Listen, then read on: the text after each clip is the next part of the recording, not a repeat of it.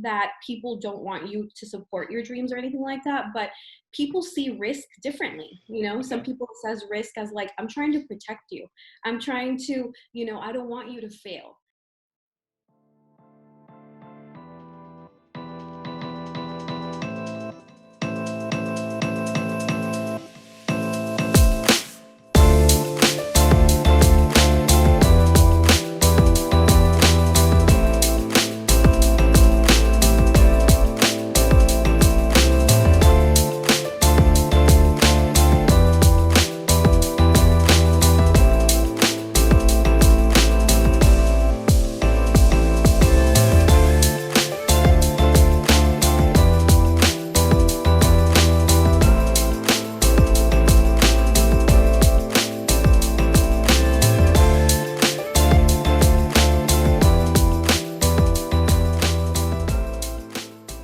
Hey guys, today I have with me Pamela Garza.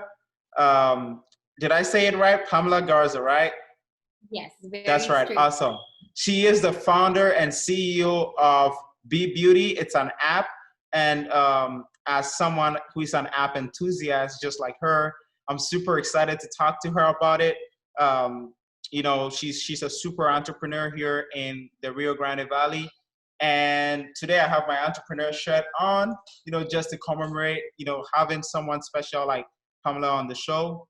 And so, Pamela, I'm just going to begin by asking you, just tell us a little bit about yourself and your background. Of course. So I grew up here in the Valley. I grew up in Mission. I went to Sherryland. And then afterwards, I went to UTRGV to study biology and chemistry. And after that, but I've always had like a little entrepreneur spirit, kind of selling things like when I was a little girl, and like the typical entrepreneur story, right? Yeah. And so from that point forward, I had a choice to like continue my education and go into higher education, or, to be an entrepreneur and to like quote unquote go all the way. And so I made, the easy choice, but now I realize it was actually the harder choice. Yeah. So I decided to, embark in the whole entrepreneur life. And the way that it started was sort of like I had this idea for a beauty product, for a beauty app that I wanted to make. And, as an entrepreneur, I feel like we get a lot of ideas all the time. Like we're problem solvers. We want like to figure out ways to like do things better.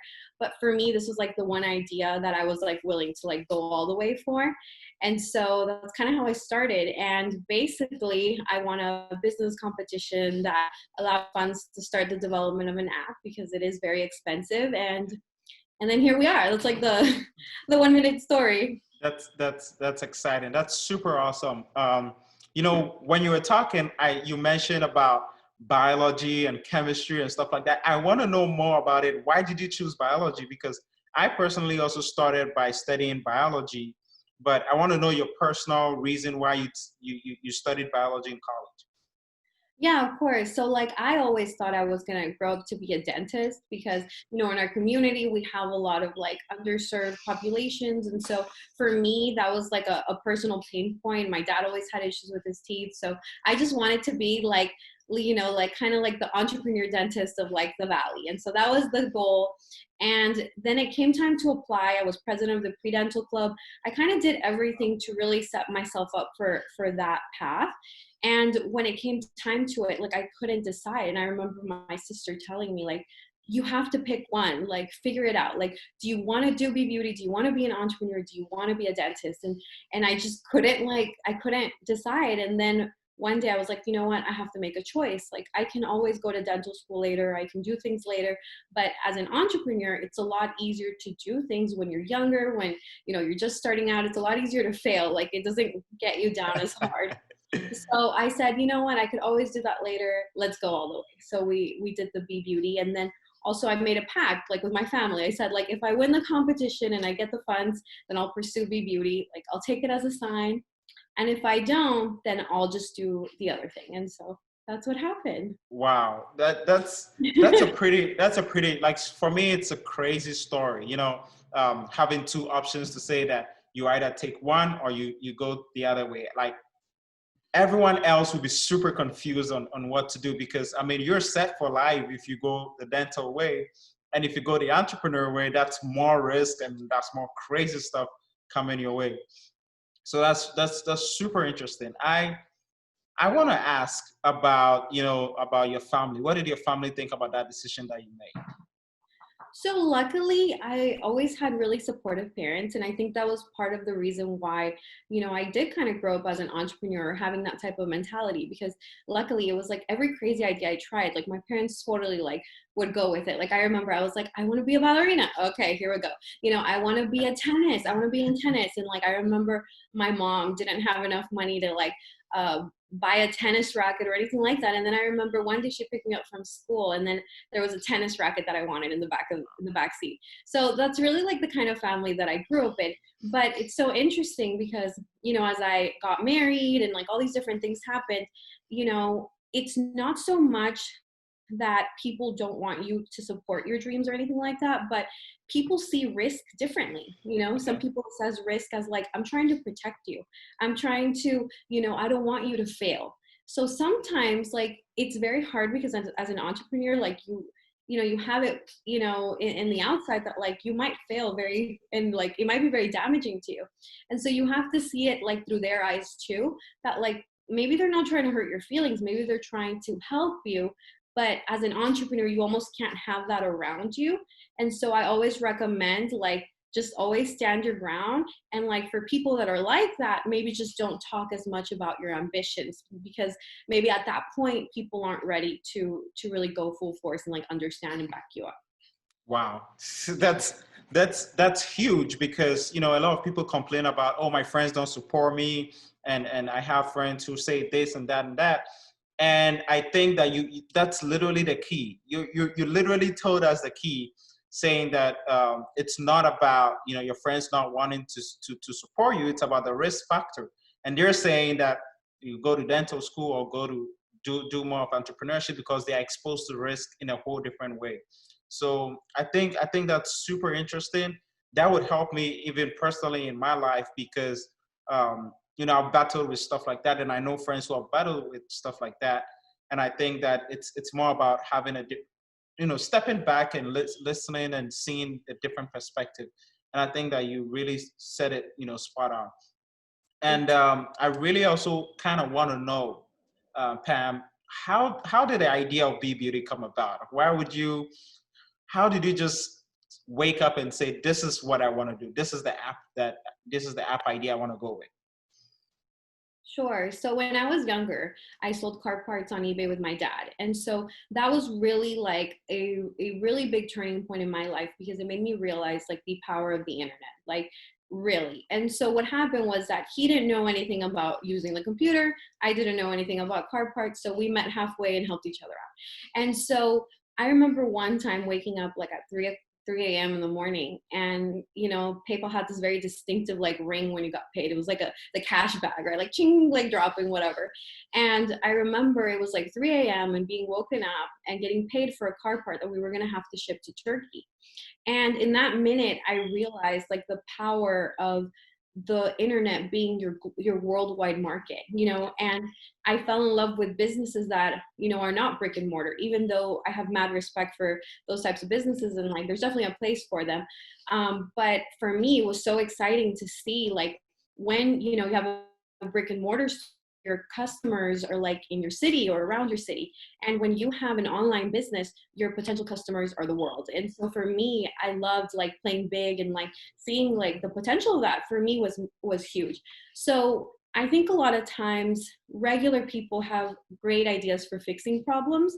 And so the idea behind an app or anything like that, technology companies, like how can I use technology to solve these everyday problems or to build a product that I would love and that would solve my own problems. And so that was the idea behind Bbeauty. It was like, I love makeup and I love skincare. I want to be rewarded for this. I don't want to have to search on Instagram for things. Like I want a centralized marketplace where I can see beauty products and I can get inspired and I can filter through my skin tone and I can get rewards. And so for me, it had to be an online business and it had to be something that I was really passionate about because it's hard. So at that point, it was like, this is the one thing that I'll go all in for. I had that much conviction of like, I believe in this so much. And then that's why I ended up choosing it. Wow. Well, I mean, for someone who is not big into the beauty industry, I would say I don't know much about it, but you seem to have, an in-depth knowledge into what you're doing. And, from what I've seen, from what you're doing so far, you're on top of the game. You're doing great. I want to know how does your app work? How would you explain it to, a regular person who has no idea about what you do?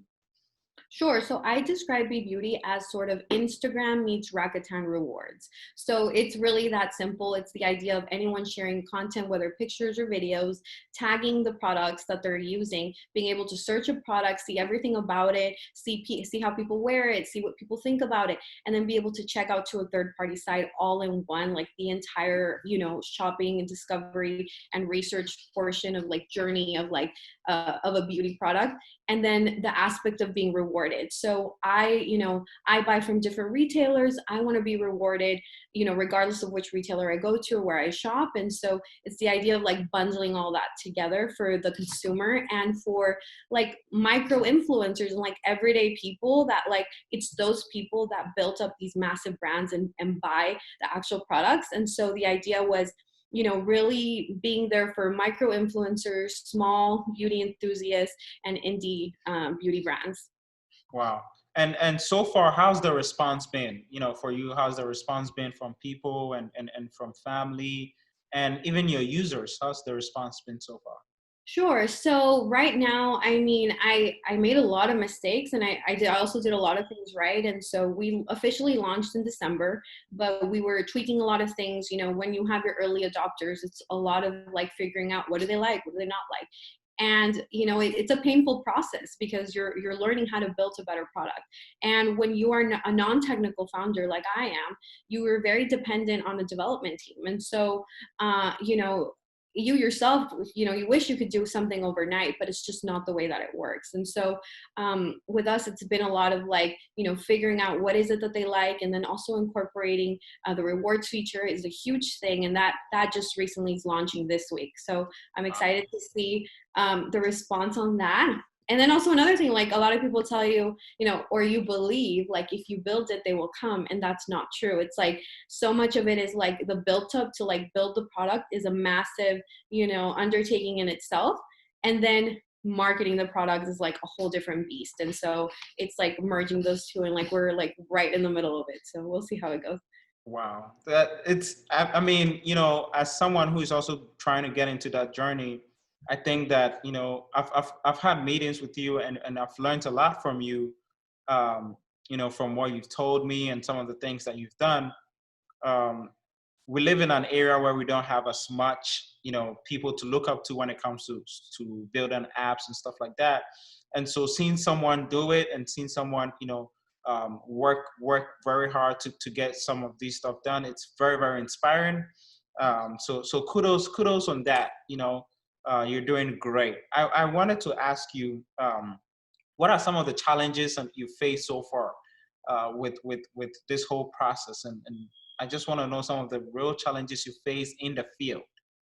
Oh my God, everything. Everything. Every day is a challenge. So I think to be completely honest with you, I think the biggest challenge that I'm having now is a mindset challenge because like, again, it's like when you start a company, there's so much momentum behind it because you're excited. It's new. It's like that like honeymoon stage of a relationship, and you're so excited and you're so like you're unstoppable. People could tell you, oh, this sucks. Who cares? Water off a duck's back.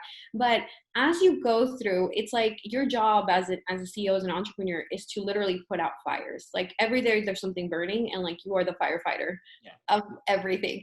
And so you learn a lot to like be resilient, and like investors tell you no. People tell you this isn't going to work because of this. The development tells you something broke again. So there's all these different things, and like the biggest challenge for me is like really being on top of it. And like, because this has been a long process, and most tech companies that you hear of, it sounds like they have an overnight success, but like I've been at this for almost 2 years. The product development took 1.5 years. And, so that's a lot to really maybe like discourage people. And that's why it's so important to feel like you can roll with the punches and like, no matter what, like keep going.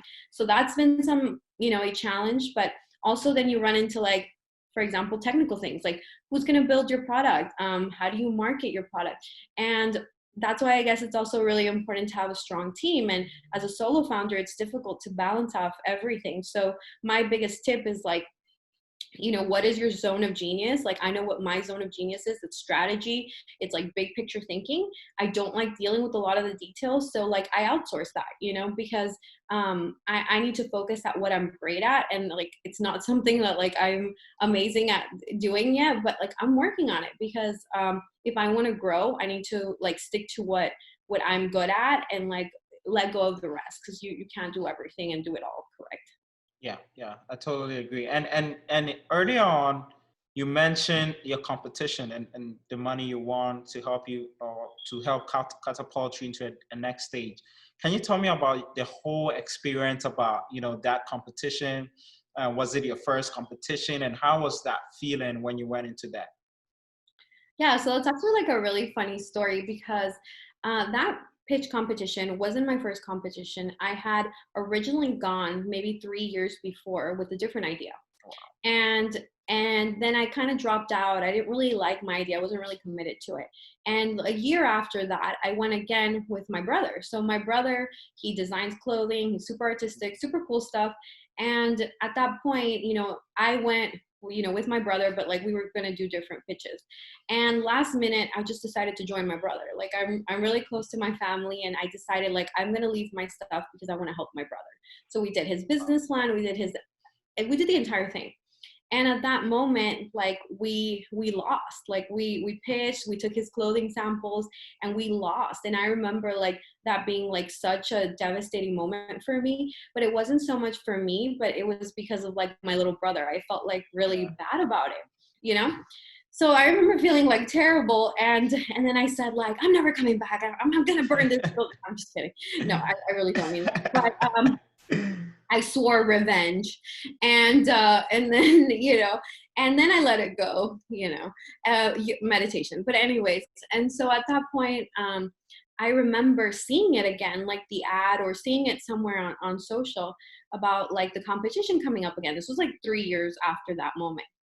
And I remember being like, how embarrassing to like go again after I already lost. Like I remember the judges' faces, and I remember like it was a bunch of guys, and I was like, why would I go again? And then I had researched ways to finance the app myself, and it was just impossible. Like it's very expensive. Like Yeah. I really could not. So at that point, I was like, you know what? When somebody really wants to be successful, they'll do anything.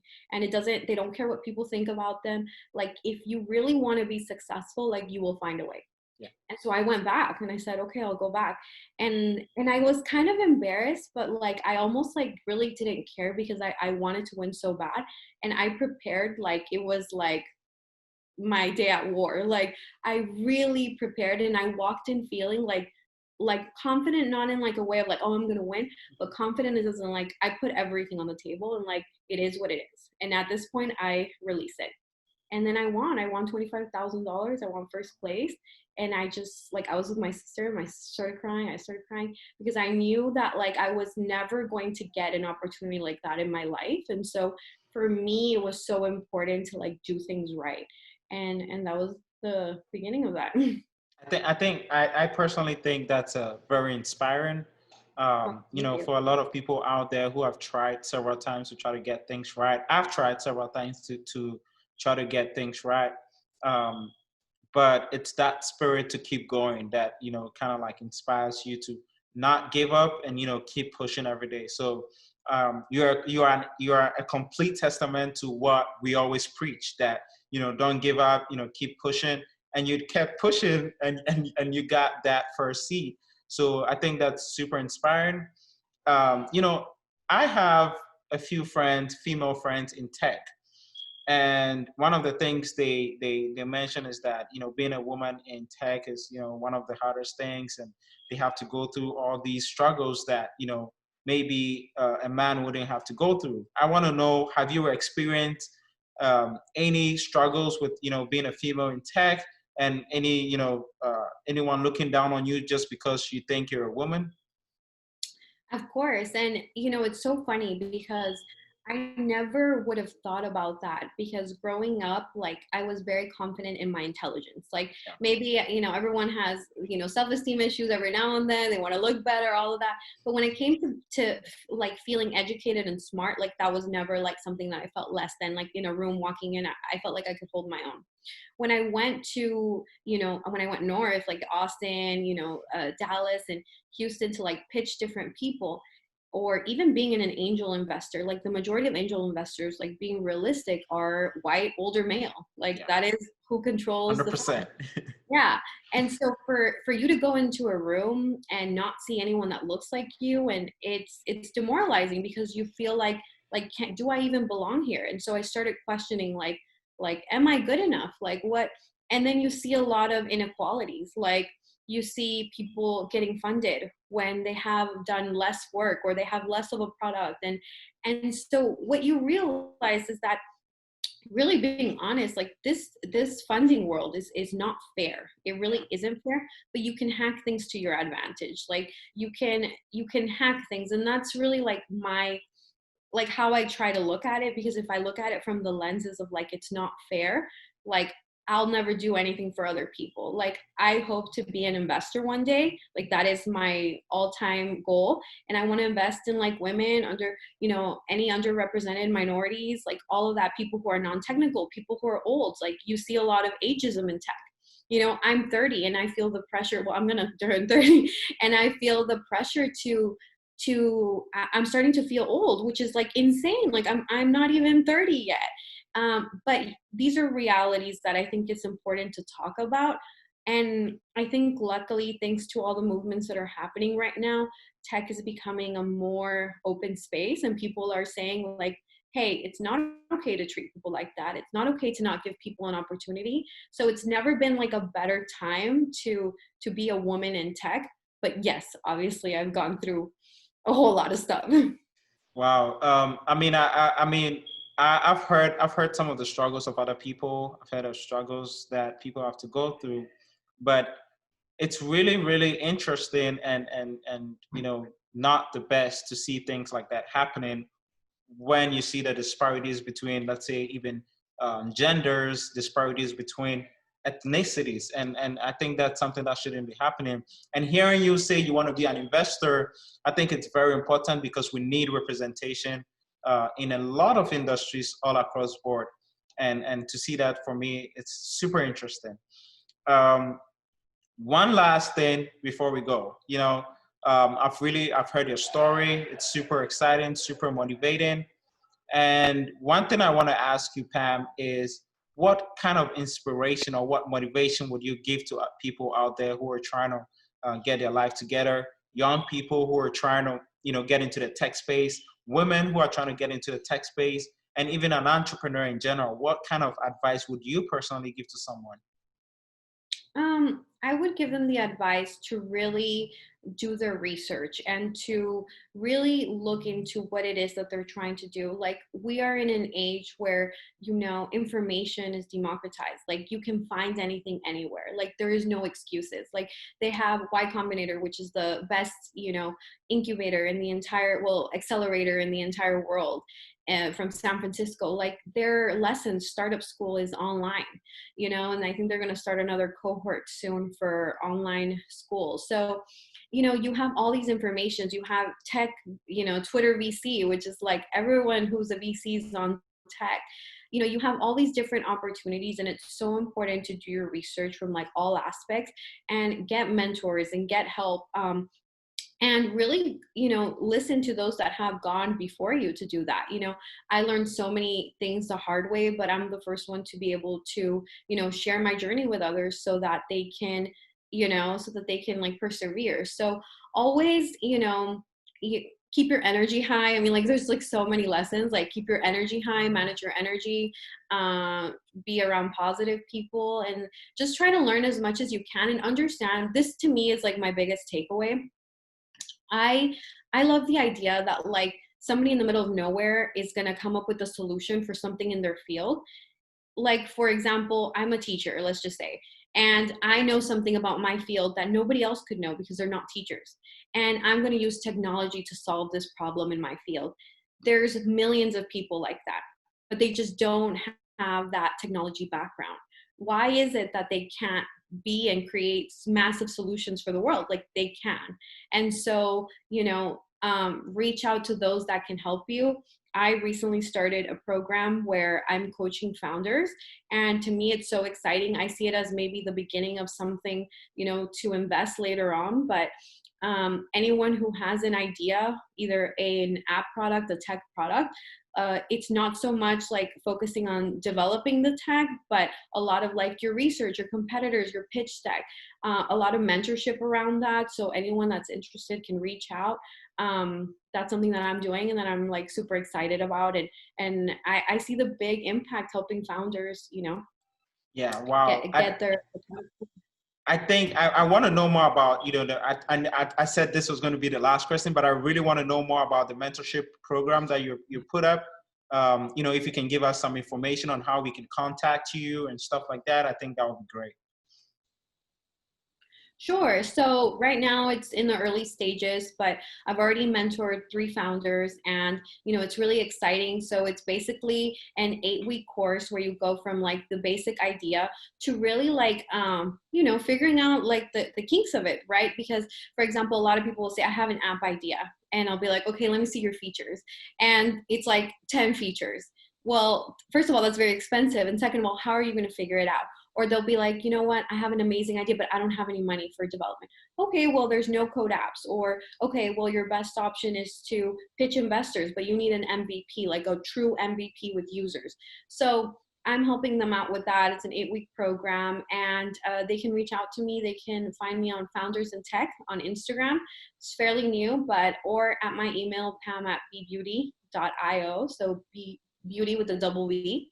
And it's a lot of fun. Like I'm having so much fun meeting all these founders and really helping them like not make the same mistakes that I did, overpaying for a lawyer, like people are like, should I patent my idea? Like so many things, how do I raise a pre-seed? What paperwork do I use? So it's a lot of cool things, and it's like my way of also giving back and aligning myself to like my future goals as well, which is like I want to be an investor. So Wow, that's super exciting, and I'm happy for you because I personally will be reaching out to you because I need some mentorship, and I think that I'm absolutely fascinated by what you're doing, and I want people to go check out your app. Your app is Bbeauty. Is it on both the App Store, the Apple Play Store? Sorry, no, the Apple iOS. Store and the Google Play Store. Just Apple at the Just moment. Apple. Okay. We're the cool ones, I guess. so We're the we'll lucky ones. definitely come again. We're the lucky ones. We're the lucky ones. I would say that. Yeah. So we're absolutely, I'm super excited. I personally don't use makeup, but I will definitely download the app, just to check it out. And I encourage people to definitely go download the app because, one, you're supporting an amazing founder, and 2, you get a lot of perks. So I know you talked about rewards and stuff like that. Everyone loves rewards. So go check out Pamela's app. I think it's great. I think it's awesome. I've seen some of the previews and I absolutely loved it. And so I just want to say thank you so much for doing this. Thank you for accepting this invite. I think that your story will inspire a lot of people. And I think people can learn from your journey. So I can't wait to get you back on here, a few months or a few years later, seeing you with millions of users and being that investor that you want to be. I'm super excited, and I can't wait to see the future. Oh, thank you, Yassam. That's very sweet. Absolutely. Thank you so much for coming, and I appreciate that. All right, bye. Bye.